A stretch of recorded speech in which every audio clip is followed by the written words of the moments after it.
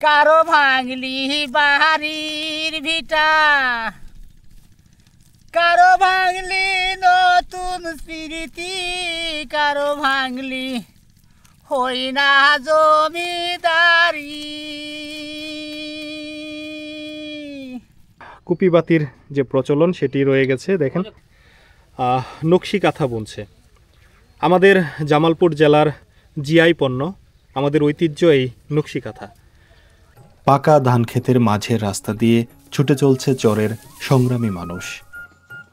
সোনালি ধানে ভরে গেছে মাঠ, অপেক্ষা ঘরে তোলার।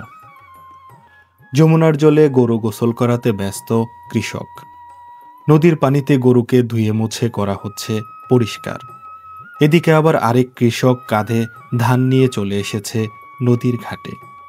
অপেক্ষা নৌকা দিয়ে নদী পারাপারের। যমুনার তীর ধরে দ্রুতগতিতে ছুটে চলছে একটি জেলে নৌকা। এটি মূলত ইলিশ ধরার নৌকা। দিনরাত নিরলস ছুটে চলা এই নৌকাগুলোর। মানুষের আনাগোনা বাড়ছে। অনেকেই আগে থেকে ঘাটে অপেক্ষমান। দেখতে দেখতে চলে এলো খেয়া নৌকা। চরের মানুষের কাছে খেয়া নৌকা অনেক আবেগের একটি নাম, কারণ এর উপর নির্ভর করেই তাদের কাজ শুরু বা শেষ হয়। নৌকা এবার ঘাটে ভিড়ল। যারা ঘাটে অপেক্ষমান ছিল তারা উঁচু পাড় থেকে নিচে নামতে শুরু করল। শীতে যমুনার পানি কমে যাওয়ায় মানুষের নৌকায় ওঠা নামাতে কষ্ট আগের থেকে অনেক বেড়েছে। আমরাও যাত্রী হলাম এই নৌকার। যমুনার বুক চিরে চলতে থাকলো আমাদের খেয়া নৌকা। সামনে বসা মজিদ ভাই তীক্ষ্ণ নজর রাখছে চারপাশ। আর কোনো এক চিন্তায় গভীর মগ্ন এই মজিদ ভাই। আমরা চলতে থাকলাম যমুনার বুক চিরে। যেতে যেতে উপভোগ করছিলাম নদীর চারপাশের বিভিন্ন দৃশ্য। যমুনা নদী পার হয়ে ঘাটে নামার পর প্রায় 4 কিলোমিটার রাস্তা পায়ে হেঁটে আমরা এখন চরের বসতির প্রায় কাছাকাছি। এখান থেকে দূরে যে কালো কালো অংশটি দেখা যাচ্ছে এটি হচ্ছে চর সিরাজনগর। এই সিরাজনগরে যেতে হলে আমাদের আরও প্রায় 1 থেকে 1.5 কিলোমিটার রাস্তা এভাবেই পায়ে হাঁটতে হবে। আমরা পায়ে হাঁটছি ছোট্ট এক ক্ষেতের আইল দিয়ে। দুই পাশে বিভিন্ন ধরনের ফসলি জমি। কোনো কৃষক আবাদ করেছে ধান, কেউ আবার মাসকালাই, আবার কেউ তিল। প্রায় 5 কিলোমিটার রাস্তা পায়ে হেঁটে আমরা এখন সিরাজনগরের একদম বসতি বাড়ির পাশে। চরের সাদামাটা ঘর।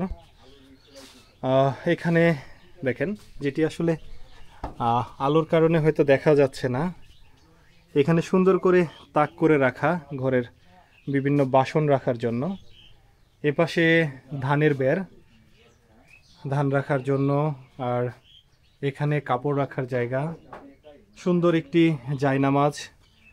মানুষেরা, এই দুর্গম চরাঞ্চলের মানুষেরা অত্যন্ত ধর্মপরায়ণ, আল্লাভীতু, যারা বিভিন্ন কাজকর্মের পাশাপাশি তাদের যে নামাজ সেটি আসলে ঠিক সময়ই আদায় করে বা আদায় করার চেষ্টাটুকু তাদের মধ্যে রয়েছে। এখানে একটি বিছানা করা, চকির উপর বিছানা। এবং এই যে দেখেন, এটি হচ্ছে যেটিকে আমরা জাতি বলি, আমাদের স্থানীয় ভাষায় বা চরের গ্রামের ভাষায় হচ্ছে শর্তা, সুপারি কাটার জন্য। পানের বাটি। আর যে এখনও এই চরগুলোতে কুপিবাতির যে প্রচলন সেটি রয়ে গেছে। দেখেন সুন্দর হচ্ছে, এটা কি পিতলের না? পিতলের একটি কুপিবাতি। সাধারণত এই সকল জিনিসপত্র অনেক আগেই বিলুপ্ত হয়ে গেছে, তবে এই দুর্গম চরাঞ্চলে এখনও সন্ধ্যা হলেই কুপিবাতির যে প্রচলন সেটি রয়েছে এখানে দারুণভাবে। যাদের সোলার কেনার সামর্থ্য নেই তারা এখনও সন্ধ্যা হলেই কুপিবাতির উপর পুরোপুরি নির্ভরশীল। আমরা এক চাচির রান্নাঘরে দেখি চাচি কি রান্না করেছে। এটা তো রান্না হয় নাই, এই যে মাছ রান্না হয়েছে। এখানে কয়জনের খাবার? 2 জনের। এখানে চুলায় ভাত রান্না হচ্ছে আর চাচি আলু করতেছে। এই আলুটা কি ভর্তা হবে? ভর্তা করে। আচ্ছা, আলু দেও। আপনারা কি ঘরে 2 জনই না? দুইজনে হানতে পারে। এটা কি আলু এরকম কালার? এটা মাছ আলু। আচ্ছা, তো চাচি এই চরে আপনারা কত বছর থেকে? 3 বছর 4 বছর। 3-4 বছর না? এর আগে কি ওই পারে ছিলেন? ওই ফারাস ছিল। আচ্ছা, কাটমা ছিলাম কাটমা। চাচা কোথায়? ও যে ভুট্টা লাগা। ভুট্টা লাগাইতে গেছে। যমুনার দুর্গম এক চর সিরাজনগর থেকে স্বাগত জানাচ্ছি আমি কামরুল হাসান পলিন। সিরাজনগর আসলে কার, জামালপুর নাকি বগুড়ার, তাই দেখব আমাদের আজকের ভিডিওতে। একই সাথে আমরা আরও দেখানোর চেষ্টা করব এই অঞ্চলের মানুষের দুঃখ সুখের জীবন কাহিনী। সিরাজনগর এমন একটা চর, এই চর আসলে কার, জামালপুর নাকি বগুড়ার, এই নিয়ে মতভেদ ছিল বহু বছর আগে থেকে। এই চরে অনেক বছর আগে আমরা লোকমুখে যেটি শুনেছি, এখানে প্রায় 700 থেকে 800 বাড়িঘর পুড়িয়ে দেওয়া হয়েছিল এই সীমানার বিরোধ নিয়ে। আমরা এমনও এক প্রত্যক্ষদর্শী চাচার সামনে আছি যিনি আসলে সেই পুরো ঘটনাটা জানে বা দেখেছে। চাচা, আসলে ঘটনাটা কি ঘটছিল ওই সময়? এই জঙ্গল চর কাইজা গন্ডগোল, কাইজা গন্ডগোল, সীমা ঠেলে সারা জামালপুর মানে ওইখান থেকে আইসা জামালপুরে দল করে। আচ্ছা, কিন্তু তারা বলতো এটা বগুড়ার। বগুড়া, ওরা কয় বগুড়া, আমরা কয় জামালপুর। এটা নিয়ে একটা মারামারি। পরে আসলে এটা কি বাড়ি ঘর পুরাই দিছিল না? পুরা ছিল, মানে আপনারাও পুরাইছেন, ওনারাও পুরাই। আচ্ছা, আচ্ছা, এই জমিটা আসলে মেপে কার? মেপে জামালপুর। মেপে জামালপুর। মেপে থানা বাউন্ডারি জামালপুর। আসলে তো যমুনার একদম প্রত্যন্ত চরের মধ্যে, এখানে বাউন্ডারিটা ভাগা বিভিন্ন সময় ভাঙে গেছে, এখানে আসলে এটা বোঝাটাও অনেক কঠিন ব্যাপার। তারপরে আসলে আপনারা মিল হইলেন কিভাবে এই দুইটা পক্ষ? ওরা ছাড়ে দিছে, ওরা সাইরে দিছে, ছাড়ে দিছে, সাইরে দিছে। এরপর থেকে তো আর কোনো ঝামেলা না, না। ওই গ্রামতে এটা জামালপুর, ওই পর জামালপুর। আচ্ছা, তো এটার পিছনের এলাকাটা কি চর দলিকা? চর দলিকা, ওরা বগুড়া। ওইটা বগুড়ার মধ্যে, কিন্তু সামনে সব সিরাজনগর, সব বসতি হচ্ছে সিরাজনগর, সব সিরাজনগরের কাটমা মধ্যে। চর মধ্যে। আচ্ছা, আপনার বয়স তখন কেমন ছিল? জল পুরাপুরি জি, না, তোর বয়স তো বুঝে আমরা। তো আপনি তো পুরো জিনিসটাই আপনার মনে আছে যে হ্যাঁ। কিভাবে কি হয়েছে। পুরাপুরি একটা বিশাল গন্ডগোল হয়েছিল এই এলাকায়। ভাই, তাহলে কত বছর থেকে এই চরে আছেন? আছি 5 বছর। 5 বছর। এখানে যে আপনাদের বিদ্যুতের কোনো ব্যবস্থা নাই, বিদ্যুৎ ব্যবস্থা তো আপনারা আসলে সন্ধ্যা হলে তখন কিভাবে আলো জ্বালান ঘরে? এই ডিজেল জ্বলা, ডিজেল। মানে এখন কি কুপিবাতি আছে হ্যাঁ, আপনাদের কুপিবাতি এখানে? হারিকেন, কুপিবাতি এগুলা? হারিকেন। আচ্ছা, তো এখানে তো বাজার ঘাটও নাই, নাই। তাহলে কিভাবে আসলে এই চরে চলাফেরা করতেছেন? এই যে দুপুরে যাই, দুপুরে যায় সন্ধ্যারও দিয়ে আসি হরি। তার মানে এইভাবেই, মানে দূরে বাজার করতে যেতে হয়, কষ্ট। আবার আসতে হয়। অনেক কষ্ট। হুমায়ুন ভাইয়ের পিছু পিছু আমরা তার বসত বাড়িতে যাওয়ার চেষ্টা করছি। আসলে এই সিরাজনগরের মানুষ সব দিক থেকেই বিভিন্ন অসুবিধার মধ্যে বসবাস করে থাকে। তাদের এখানে না আছে বাজারের কোনো ব্যবস্থা, না আছে বিদ্যুৎ, না আছে চিকিৎসার ব্যবস্থাও। এখানকার বাচ্চারা যে পড়াশোনা করবে তার ন্যূনতম ব্যবস্থাটুকু এই চরে নেই। এখানে আমরা যতগুলো বাচ্চাকে দেখলাম, যাদের সাথে কথা বললাম, এরা কেউই স্কুলে যায় না, বা দু একজন স্কুলে গেলেও আসলে এখান থেকে পার হয়ে, নদী পার হয়ে স্কুলে যাওয়ার মতো ধৈর্য বা ইচ্ছা আসলে খুব বেশি দিন থাকে না। যার কারণে এই অঞ্চলের বেশিরভাগ বাচ্চাই আসলে পড়াশোনা বা শিক্ষার যে আলো সেটা থেকে বঞ্চিত। একদমই সাদামাটা গ্রামীণ বাড়ি। এপাশেই হচ্ছে গরু রাখার আউরি ঘর, আর পাশেই শোলাগুলো স্তূপ করে রাখা। আউরি ঘরের উপর সুন্দর একটি সিমের গাছ। এই সকল চরগুলো থেকে যেহেতু বাজারঘাট করা অনেক বেশি কষ্টসাধ্য ব্যাপার, তার কারণে তারা বাড়ির চারপাশে যতটুকু জায়গা জমি আছে সেখানেই বিভিন্ন ফসল ফলিয়ে আসলে নিজেদের ন্যূনতম চাহিদাটুকু পূরণ করে। ভাইয়ের গরু কয়টা তাহলে? আল্লাহর মালে একটা গরু, 5টা ছাগল। আচ্ছা, গরু দুধ দেয়? জি। আচ্ছা, এখানে দুধের দাম কেমন এই চরে? 60 টাকা। 60 টাকা। আপনারা কি এই যে পাশে যে যমুনা নদী, যমুনাতে মাছ মারতে যান না? না, মাছ মারা যায় না, নদিয়া। তো এখন নদীতে আসলে মাছ কেমন আছে? মাছ নাই এখন। এখন মাছ যখন বন্যা আসে তখন মাছ আসে। তখন মাছ পাওয়া যায়। ওই যে ওইখানে দেখতেছি জাল রাখা। ওই জাল, ওই যে যখন বন্যা আসে তখন দিয়ে আসে। আচ্ছা আচ্ছা। চরে এসে আমাদের দারুণ একটি জিনিস চোখে পড়লো। এটি আপনারা চিনতেছেন কিনা আমি জানি না। এটি হচ্ছে লাউয়ের বশ। লাউকে বড় করা হয়েছে এখান থেকে বিচি সংগ্রহের জন্য বা বীজ সংগ্রহের জন্য। এই লাউটি প্রায় শুকে গেছে। ভাই, শুকানো শেষ না এটা? আচ্ছা, এটা পারবেন কতদিন পরে? আচ্ছা, এই লাউটি পুরোপুরি বীজ সংগ্রহের উপযুক্ত হয়েছে। এই লাউটি পাড়ার পর এখান থেকে বীজগুলো সংগ্রহ করে আবারও নতুন চারা দেওয়া হবে। একসময় গ্রাম অঞ্চলে এই ধরনের জিনিস প্রায় প্রতিটি বাড়িতেই লক্ষ্য করা যেত, কিন্তু আমি নিজে অনেকদিন পরে এই জিনিসটি দেখলাম, দেখে আমার অত্যন্ত ভালো লাগলো। আরে ও রে পাগেলা নদী, বসত বাড়ি কহলি রে সাহারা সাহারি,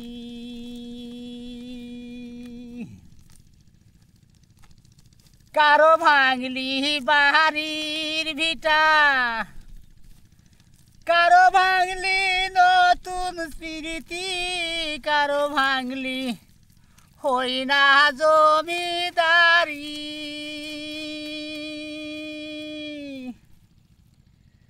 হারে ও রে পাগেলা নদী, বসত বাড়ি কহলি রে সাহারা সাহারি, কেউ বা গেল ঢাকা শহরে, কেউ বা গেল রংপুর ডামনে, কেউ বা গেল হই না বগুড়াতে।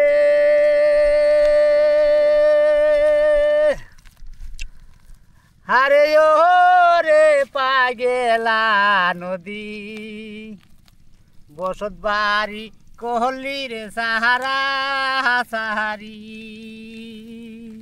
মরিচ খেতে অনেকজন কৃষক একত্রে মরিচ উঠাচ্ছে। আমরা তাদের কাছে যাব এবং তাদের সাথে একটু কথা বলার চেষ্টা করব। কাকা আসসালামু আলাইকুম। কাকা কেমন আছেন? এই যে লাইন করে এগুলা কি লাগাইতেছেন? ভুট্টা লাগাইতেছি। ভুট্টা, এটা কি জাতের ভুট্টা? এই যে এদি এক জাত ভুট্টা। এইখানে আপনাদের এই চরে ভুট্টা কেমন হয় আসলে? ভুট্টা খুব ভালোই হতো। ভালো ভুট্টা হয়। এই যে দেখতেছি চারদিকে একদম ধুধু ফসলি জমি, তো আপনারা এখান থেকে আসলে চলাফেরাটা কিভাবে করেন? চলাফেরাটা এলা কঠিন। কঠিন। আপনাদের এখানে কি কারেন্ট আছে এই চরে? কারেন্ট নেই। আসলে যখন সন্ধ্যা হয় তখন আসলে অন্ধকার। অন্ধকার, জি। তখন ঘরে আলো জ্বলে কিভাবে? ঘরে আলো ওই কেরাসিন বিড়ি আলো জ্বলার লাগে। আচ্ছা, কাজ করতেছেন কি আপনারা দুইজনে মিলেই? হ্যাঁ, দুজনে মিলে ঘরে। স্বামী স্ত্রী। পরিবারে আর কে কে আছে? পরিবার আরো আছে, সে তারা ওপারে আছে। ওপারে থাকে। লাভার নিলে। সারা বছর কি এপারেই থাকেন? এবারই থাকি এখন। বর্ষার সময়টা ওই পারে যান? বর্ষার সময় যাই না। বাড়ি উঁচা করে নিছেন, এখানেই থাকেন। তাতে আসলে কেমন আছেন এই দুর্গম চরের মধ্যে? বর্ষাকালে তোর কষ্টই হয়, তার বাদে যে এখন যেমন একটু সুবিধা, তাও নদী পার হয়। নদী পার হইতে হয়। কৃষি প্রধান এইসব চরাঞ্চলে অন্য অন্য ফসলের পাশাপাশি ব্যাপক হারে মরিচের আবাদ হয়। যমুনার পলিজমা উর্বর এ সকল জমিতে কৃষক এক চাচা মরিচের আবাদ করেছে। আমরা তার সাথে একটু কথা বলবো। চাচা, আপনি কতটুকু জমিতে লাগাইছেন এবার? আমি লাগাইছি 70%। আচ্ছা, এই মরিচগুলো আপনি যে দামে এখন বিক্রি করতেছেন, তাতে কি মনে হচ্ছে দামটা ভালো? দামটা মোটামুটি ভালোই। কালি বলে গেছে 120 টাকা করে, তাই আজকে দাম করে 80 টাকা করে। আচ্ছা, তার মানে এটা তো কাঁচা বাজার। হ্যাঁ, কাঁচা বাজার। দাম ওঠানামা করে। জি। তাতে হচ্ছে আপনি এই যে আবাদ মৌসুম করছেন, এর পাশাপাশি কি কি আবাদ করেন এখানে? এখানে মনে হয় ধান আবাদ করি, ওই আপনার মাসকালাই, মুকালাই। তো এখান থেকে এই যে এই মরিচগুলো আসলে কিভাবে আপনারা পাকা রাস্তা পর্যন্ত নিয়ে যাবেন? এখন নিয়ে যাবো মনে হয় ঘোড়া গাড়ি দিয়ে নিয়ে যায়, নৌকা তোলা নেব, নৌকা দেবার ওই পাশে পার করা নেব, করার পরে ওই পাশে আবার ওড়ো ইসকে আসবো, ঘাড়তে নৌকা তোলাও নেব, আবার ঘাড়ত করে নামানো নেব। আচ্ছা, এই যে এখান থেকে পরিবহন করবেন, এই খরচগুলা কে দিবে? এই খরচ গুলো আমার আপনার দিতে হবে। সব আমার। কিন্তু যদি এমন হতো আপনার পরিবহনটা আরেকটু সহজ, তাহলে তো আপনি আরেকটু মানে ভালো দাম পাইতেন। হ্যাঁ, ভালো দাম পাইতাম, আপনার লাভটাও বেশি হতো। নাও বেশি হতো, আর আমার মনে হয় বস্তাও টানা লাগতো না। তাতে হচ্ছে এই যে আবাদ মৌসুম করতেছেন, কৃষিকাজ করে আসলে আপনারা কেমন আছেন এই চরে? কৃষি কাজ করে এই চরত আমার ইন আছে, ইনগ্রস্ত মধ্যে আছি। এবার ফসল তুললে কম, মানে আবাদ মৌসুম করে আসলে আপনি লসে আছেন। নচে আছি, 1 বিঘা জমি বসে তাল ভেঙেও দিছি। আচ্ছা, তারপরেও আবাদ মৌসুম করতেছেন, আসলে কি চিন্তা করে?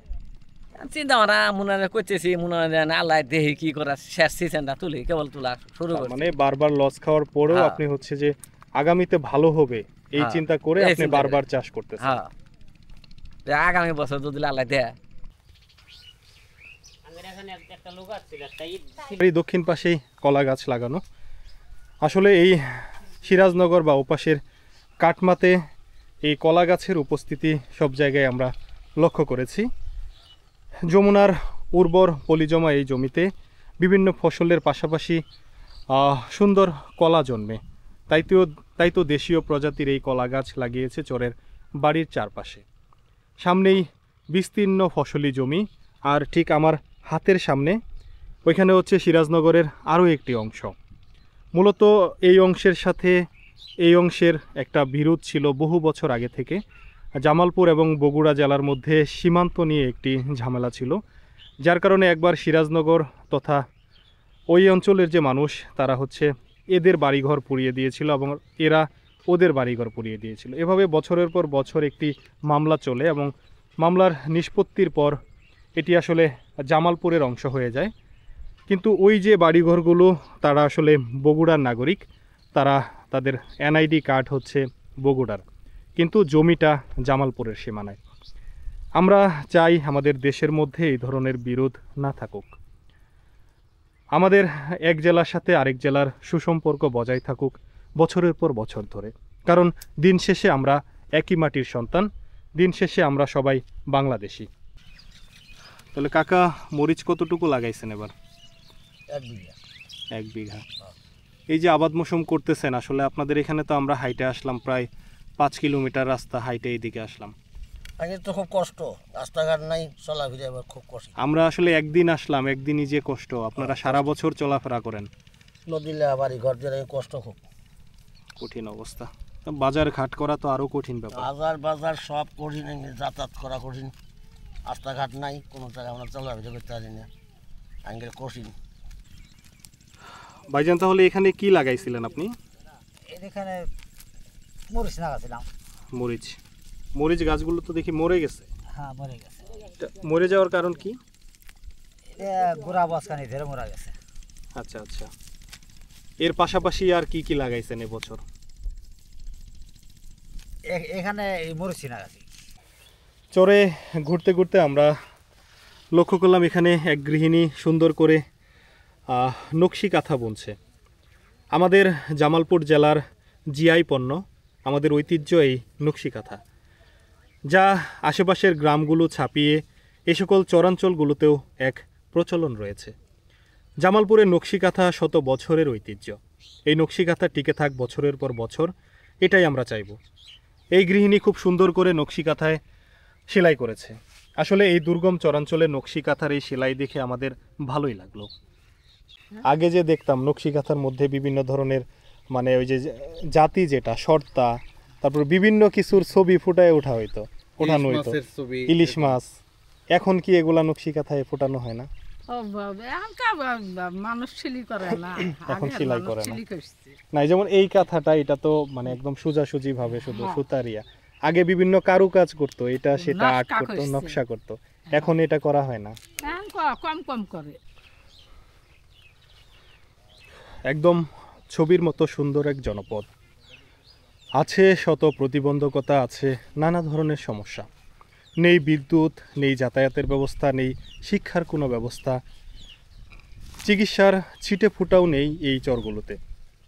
কিন্তু আছে সুন্দর সহজ সরল এক আতিথেয়তা, সুন্দর সহজ সরল এক মন, যা এই মানুষগুলোকে করেছে অন্য যে কোনো জনপদের থেকে অনন্য সুন্দর।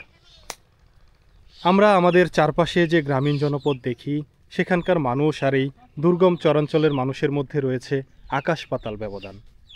এই মানুষগুলো একদিকে যেমন দুঃখ দুর্দশাগ্রস্ত, অন্যদিকে সহজ সরল আর বিনয়ী। বাইরের মানুষগুলোকে খুব সাদরে গ্রহণ করে এই চরাঞ্চলের মানুষেরা। তাই তো এই মানুষগুলো অন্য যে কোনো জনপদ থেকে এক স্বতন্ত্র বৈশিষ্ট্যের অধিকারী। আমরা এই সিরাজনগরে এসে যেটি লক্ষ্য করছি, এখানকার মানুষজন অত্যন্ত সাদামাটা আর আন্তরিক। এই চরে নেই কারেন্টের কোনো ব্যবস্থা, তাই তো স্থানীয়রা নিজেদের উদ্যোগে নিজেদের টাকায় এভাবে সোলার বসিয়ে কোনো রকমে ঘরে বাতি জ্বালানোর ব্যবস্থা করেছে। যাদের সোলার কেনার সামর্থ্য নেই, তারা হয়তো কুপি বাতির উপর এখনও নির্ভরশীল। এই দুর্গম চরাঞ্চলগুলোতে এখনও সন্ধ্যা হলেই ঘরে দোয়াত জ্বালানো হয় বা হারিকেন জ্বালানো হয়। চাচা কই থেকে আসলেন? মাঠে। এটা কি আপনার বাড়ি? না, বাড়ি করি নাই, আমি ভিড়ে যাই। আচ্ছা, এইখানে তো এখনো মানুষজন সন্ধ্যাবেলা হারিকেন দোয়াত এগুলা জ্বালায়। হ্যাঁ, এখানে তো সোলার তো নাই। যাদের সোলার নাই তারা তো জ্বালায়। তো এই যে দেখেন চারপাশে অনেক উন্নয়ন হয়ে গেছে বিভিন্ন জায়গায়, কিন্তু এখনো এখানে এই কুপিবাতি চলতেছে। আসলে এই মানুষগুলো এভাবে বসবাস করতে নিশ্চয়ই কষ্ট হয়। কষ্টই। আপনি কি এখানে চাষ করতেছেন? আমি আবাদ করি। কি লাগাইছেন এবার? মরিচের চাল করছি, ধান লাগাচ্ছি। এক সময় আমরা শুনতাম যে এখানে এই ধরনের মানে যমুনার এই অংশটাতে বোয়াল মাছ পাওয়া যেত বা হচ্ছে অন্য দেশীয় বড় মাছ পাওয়া যেত। এখন কি মাছ পাওয়া যায়? এখন পাওয়া যায় না, শীত সময়। কিন্তু আমরা আস্তে আস্তে দেখলাম যে এখনো ইলিশ ধরতেছে। ইলিশ দুইটা সাইডে ধরে নদীর ভিতরে। ইলিশ কেমন পাওয়া যায়? ইলিশ তেমন পাওয়া যায় না, এবার ইলিশ খুব কম। খুব কম। স্তূপ করে রাখা শোলা বা পাটখড়ি। আর এখানেই হচ্ছে একটি মিষ্টি লাউয়ের গাছ, একদম সতেজ টাটকা সুন্দর একটি গাছ। যেহেতু চরের এ সকল জমি অত্যন্ত উর্বর, তার কারণে এখানে সব ধরনের ফসলই খুব ভালো জন্মে। এই লাউয়ের গাছটিও তার ব্যতিক্রম নয়। এখানে শোলার এই গাদায় লাউয়ের গাছটি ওঠার আপ্রাণ চেষ্টা করছে। লাউয়ের গাছগুলোতে ফুলও এসেছে, আর কয়েকদিন পরেই লাউয়ে ভরে যাবে এই গাছগুলো।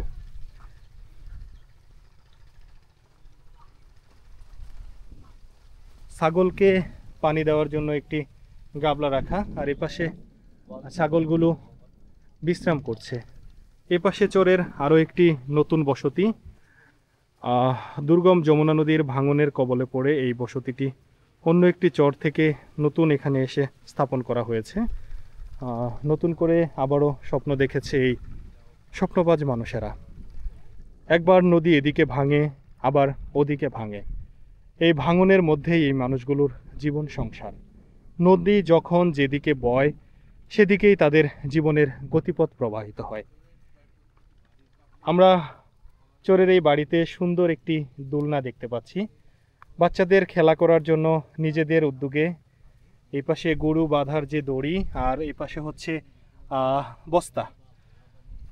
একটি বস্তার মাধ্যমেই শিশুরা খেলনার ব্যবস্থা করে নিয়েছে। যমুনা নদীর দুর্গম এক বসতবাড়ি, তার পাশেই বিস্তীর্ণ ফসলি জমি। এখান থেকে খেয়া নৌকায় উঠতে হলে আমাদের ওই যে দূরে ছোট বসতিগুলো দেখা যাচ্ছে প্রায় মিলিয়ে যাচ্ছে ফসলি জমির সাথে। এখান থেকে প্রায় 5 কিলোমিটার রাস্তা এভাবে ফসলি জমির পাশ দিয়ে হেঁটে আমাদের যেতে হবে নদীর ঘাটে। প্রিয় বন্ধুরা, আজকের মতো বিদায় নিচ্ছি। দেখা হবে নতুন কোনো ভিডিওতে, নতুন কোনো জায়গায়। সে পর্যন্ত ভালো থাকবেন, সুস্থ থাকবেন। আল্লাহ হাফেজ।